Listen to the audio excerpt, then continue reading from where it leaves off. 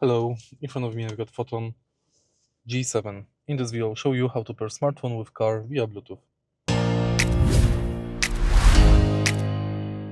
In the beginning, let's go to Phone from homepage of the car. On your smartphone, let's go to Bluetooth settings.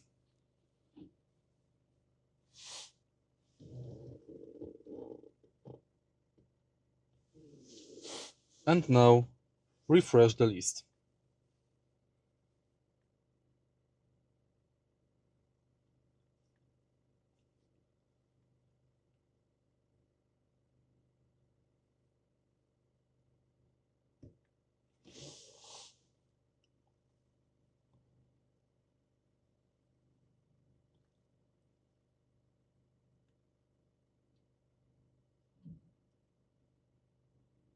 Select your smartphone.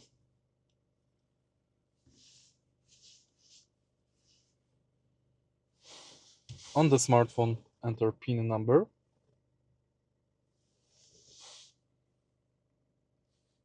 PIN number is located here.